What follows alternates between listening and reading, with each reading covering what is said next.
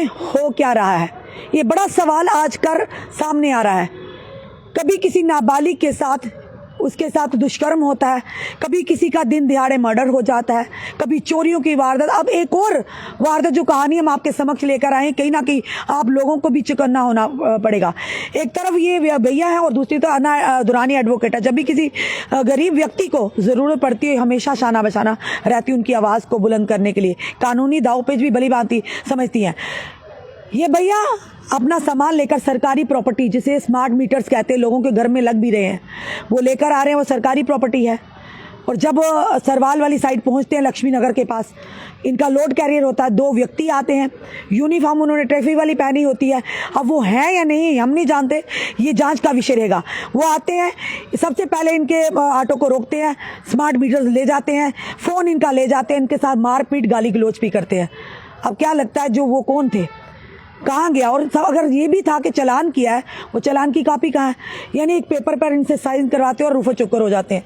अब ये बेचारा कहाँ जाएगा जिसने सरकारी सामान प्रॉपर्टी लेकर जाएगा? अगर कहीं उसका मिसयूज़ हो जाता है, कहीं उसे बेच दिया जाता है, ये कहाँ से बेचारा गरीब पेनल्टी भरता है? चलिए इन्हीं से जानते हैं। भैया क्या नाम आपका?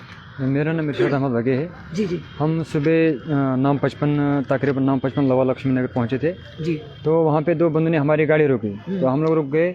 तो वो लोग शायद 2000 रुपये की डिमांड कर रहे थे। वो था आपका ओवरहेड है, हमारा वैसे ओवरहेड कुछ भी नहीं था। लाल झंडा लगा था पीछे हमारा, 2-4 पुड़ी थी उसके ऊपर, और 2 बंदे बैठे थे जी। तो उन्होंने क्या किया, 2000 रुपये डिमांड किया। हमने बोला 2000 नहीं है, आप ऑनलाइन चालान कर दो। जी जी। ट्रैफिक वाली वर्दी पहनी थी, हम लोग सोचे ट्रैफिक वाले, तो हम लोगों ने बोला उनको ऑनलाइन चालान कर दो आप। लेकिन उन्हें मतलब उतारा ड्राइवर को नीचे, पहले उसके साथ थोड़ी बदतमीजी से बात की। तो ड्राइवर ने भी बोला थोड़ा ढंग से बात करो, बदतमीजी से बात मत करो। तो उन्होंने क्या किया कि गाड़ी की चाबी निकाली और लाइसेंस मांगने लगे। ड्राइवर ने बोला मैं लाइसेंस नहीं दूँगा, आप लाइसेंस मेरी चेक कर सकते हो, डॉक्यूमेंट आप ऑनलाइन चेक कर सकते हो। उन्होंने क्या बोला कि हमारे पास अथॉरिटी नहीं ऑनलाइन चेक करने की, हम आपको।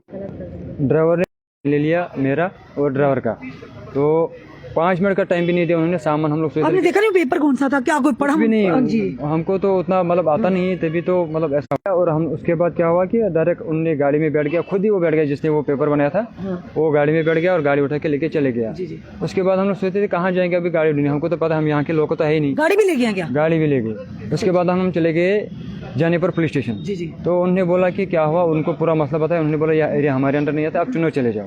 हम लोग चुनौर पहुंचे। चुनौर में उन्होंने बोला कि अंदर हमारे नहीं आता है, ये जानीपुर में आपको भगाते रहे जी। उसके बाद मैंने ये मैडम है मेरी पड़ोसी है, तो मैंने उनको फ़ोन किया, तो उन्होंने बोला कि आप यहीं पे आ जाओ। जी जी। मैं देखती हूँ क्या मसला है। फिर मैंने इनको पूरा समझाया ऐसा ऐसा मसला है। तो अब यही। आप किसी की गाड़ी चलाते हो? नहीं, मैं एक छोटा मोटा कॉन्ट्रैक्टर हूँ। अच्छा, मेरा ड्राइवर है वो, मतलब जिसकी गाड़ी। जी जी।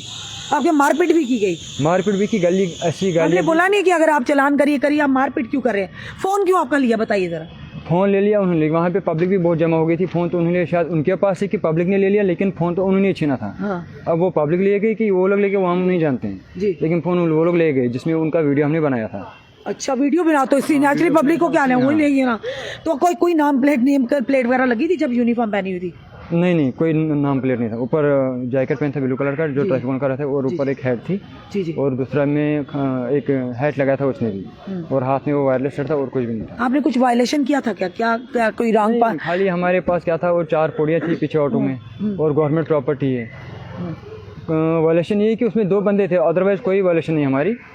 बाकी नॉर्मली जैसा मतलब रोज आते हैं, कोई रोकता नहीं है। हाँ, कभी कभार ऑनलाइन चला होता है विदाउट यूनिफॉर्म, वही हमारा वायलेशन। मीटर, स्मार्ट मीटर तो सरकार की प्रॉपर्टी है, वही सरकार का पूरा मीटर है। मान लीजिए अगर वहाँ से कोई मिसप्लेस होता है या कुछ होता है, वो लोग तो पूरा सामान ले गए, उसकी रेस्पॉन्सिबिलिटी कौन लेता है? कल को हमको पूरा एक मीटर का 8,000 10,000 रुपये डिडक्शन होता है, वो कौन देगा? देख लीजिए जनाब, ये कौन सी दादागिरी है, समझ नहीं आती। भाई चालान करना करिए, मार पिटाई करनी, गाली गलौज करनी, उसके बाद सरकार की प्रॉपर्टी भी ले जाना। वो अब ये गरीब बंदा अगर भगवान ना करे एक भी मीटर इधर उधर हो गया 8,000 9,000 का, ये कहाँ से देगा, ये खुद बताइए। चलिए अना दुरानी जी हैं, अना जी ने हमारे पास आई हैं ये केस लेकर। अना जी, क्या पूरा ये मैटर आपको? मैम, मसला ये है कि जब इन्होंने मुझे फ़ोन किया तो इन्होंने बताया कि ऐसा ऐसा मसला हो गया, तो मैंने कहा कि आप थाने जाइए। अब थाने से इनको जानीपुर से भगा रहे हैं, चिनौर से भगा रहे हैं जानीपुर, राइट। अब इस दौरान अगर इनका फ़ोन यूज़ हो जाता है टेररिस्ट एक्टिविटीज़ में, राइट, क्योंकि वो लिख तो नहीं रहे, तो उतना हमारा तो एक सेकंड वेस्ट हो रहा है। तो मैंने इनको बोला आप यहाँ मीडिया में आइए, यहाँ अपनी बात समक्ष रखिए, ताकि जो टाइम फ्रेम है जो मिसयूज हो सकता है वो थोड़ा सा कम हो जाए। अब क्या होता है, ये गए हैं जो लोअर लक्ष्मी नगर की बात बता रहे हैं। अभी जो दूसरा है, ये दो हैं, एक इरशाद अहमद जी और शाकिर जी। जो शाकिर जी है वो अभी भी ऑन स्पॉट ही है। मैंने उनको बोला है कि आप ऑन स्पॉट रहिए, वहीं रहिए।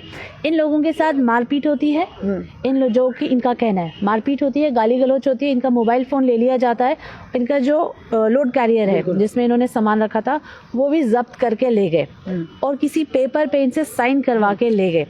अब मेरे को एक बात बताई जाए, अगर चालान है तो चालान का कागज तो इनके पास आएगा कि कल को रिलीज करवा दें। और गाड़ी में जितना भी आपका आइटम रखा हुआ है एटलीस्ट लिख के तो दे दीजिए कि आपके आइटम कितने हैं। अब जैसे फॉर एग्जांपल इनका मुझे नहीं पता कितने अमाउंट का इनका टोटल सामान है, अगर 2-3 सामान वो बीच में से उन्होंने निकाल लिया तो नुकसान किसका होगा? नुकसान इनका होगा। और सबसे इम्पोर्टेंट बात ये मैं एक पब्लिक को भी कहना चाहती हूँ, अगर आपके साथ कभी भी कहीं भी कुछ प्रॉब्लम होती है, आप पैनिक बिल्कुल नहीं कीजिए, आप वहीं खड़े होके 100 नंबर पे फ़ोन कीजिए और अपना लोकेशन ऑन रखिए, क्योंकि आपकी लोकेशन ट्रायंगुलेट हो जाती है।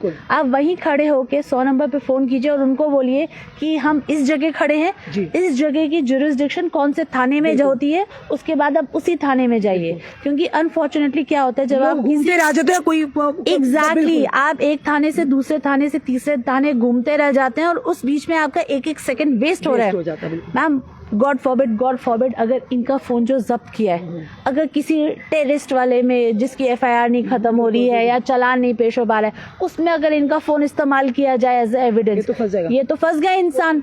इसको ना आगे का पता है ना पीछे का पता है। ये जो राइट्स होते हैं ना पब्लिक के, ये जानना बहुत ज़रूरी है। तो अभी मैंने इनको यही बोला कि आप इधर आइए, आपका टाइम फ्रेम कम हो जाए, दर्ज करवाइए। अभी तो हमें कुछ पता ही नहीं है कि कौन से थाने में जाना है, कहाँ जाना है। तो मैंने इनको फाइनली पूछा कि अब कहाँ है, तो उन्होंने कहा कि लोअर लक्ष्मी नगर।